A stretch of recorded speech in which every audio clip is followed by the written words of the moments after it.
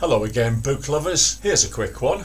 It's Bletchley Park Brainteasers by Sinclair McKay, which I got as an add to cart extra when I was shopping. I should say I do like second-hand bookstores, which I can't have access to now in English while I'm here in Spain. So I use a lot of online bookstores, Awesome Books, Thrift Books, Goodreads. I'm sure there are many more, where you can pick up the odd bargain.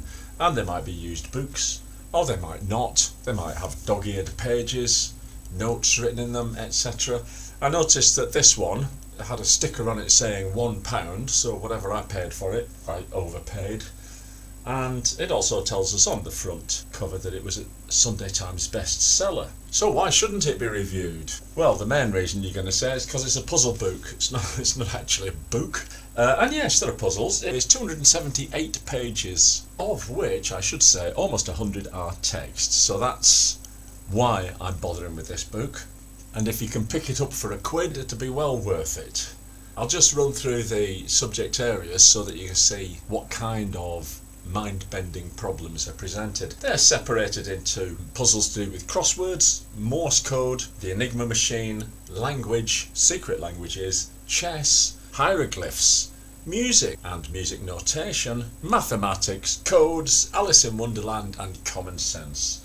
Some of these headings are very flimsy hooks on which to hang the related puzzles, but at the end of the day I got a nice potted history of all those areas with some very good anecdotes in, especially the last part about the people who were working at Bletchley Park, so you get a nice insight to the character of those people and the atmosphere of the place as well.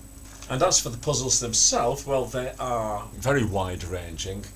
I would have to say the puzzles, and I fancy myself as a cryptic puzzle solver, were insoluble, and certainly not in 12 minutes, as the rules seem to have changed from the 1930s to now.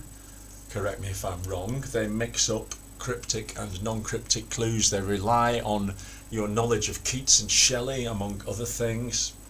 And then there are some puzzles which seem like a matter of trial and error and a lot of chipping away, and others for which you'd need some real kind of insights. So there you go.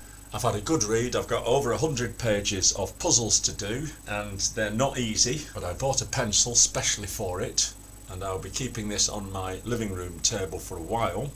And in case you're interested, the challenging sticker on the front with a finger pointing at you asks the question, would Bletchley Park have recruited you? Well, in my case, I'm not going to give any spoilers, but I'll just say the answer to that question would be quite rotund.